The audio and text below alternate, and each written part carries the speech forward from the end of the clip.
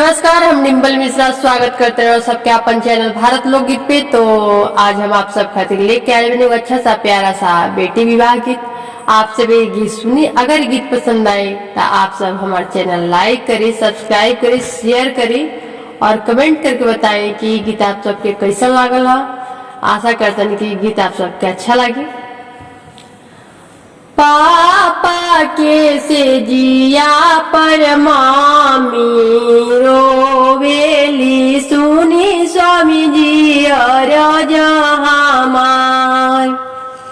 अरे पापा के से जिया पर मामी जे रोवेली सुनी स्वामी बचन हमार। सोने के पिजड़ावा बनाई मोरे स्वामी जी धियावा के देबो छुपाई। अरे सोने के पिजड़ावा बनाई मोरे स्वामी जी बेटी के देबो छुपाई। आरे बोलिया ताए रनिया बोलही न जाना हूँ पिजड़ा चोरई पतो। आरे बोलिया ताए रनिया बोलहू न जाने लू पिजड़ा चोरई पतो। आरे बेटी जाई है ससुराल रनिया पिजड़ा चोरई पतो।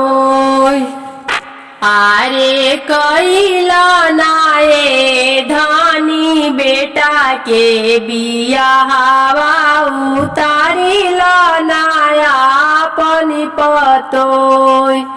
आरे कैला नाये धानी बेटा के बियाहवा उतारल नाया पनी पतो।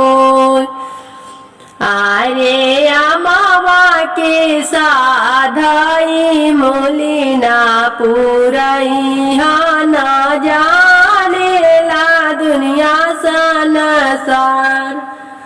आरे अमावा के साधई मोलिना पूजई न जानेला गौआ जावा।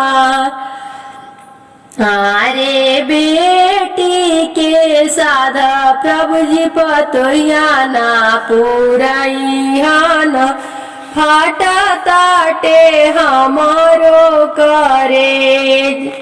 आरे बेटी के साधा प्रभु जी पतोया ना पुरई न फाटा ताटे हमारो करे। आरे पापा के से जरिया पर रोवेली अपना मम्मी सुनी स्वामी और हमार। आरे पापा के से जरिया पर रोवेली कवन मम्मी सुनी स्वामी जी बचन हमार। आरे सोने के पिजरावा बनाई वे स्वामी।